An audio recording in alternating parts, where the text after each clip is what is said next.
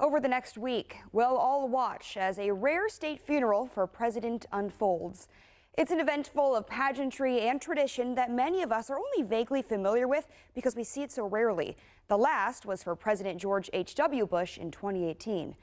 KAKE's Pilar Pedraza digs into some of the important moments you'll see during the final farewell to President Carter, starting with a look at the origins of state funerals in the U.S.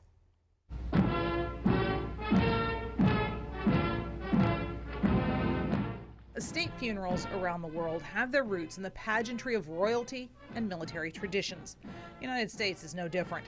In the 1700s, we really didn't have any ceremonies and traditions in place yet. The U.S. simply proclaimed a period of general mourning with the deaths of first Benjamin Franklin and then George Washington, and eventually the other founding fathers.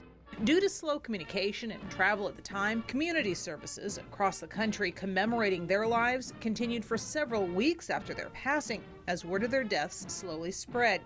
It wasn't until President William Henry Harrison died just 3 weeks after his inauguration in 1841 that Washington merchants Alexander Hunter and Darius Claggett staged the first true state funeral. They held it in the East Room of the White House with mirrors and chandeliers draped in black crepe, as was the style at the time. After the service, they put Harrison's lead-lined mahogany coffin on a funeral carriage pulled by black-draped horses, which took him to the Congressional Cemetery for temporary burial until winter passed and they could return Harrison's body to Ohio.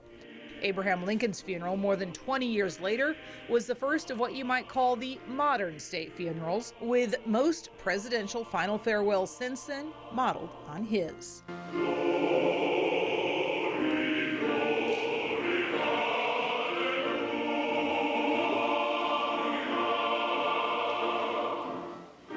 Pilar Pedraza, KAKE News, on your side.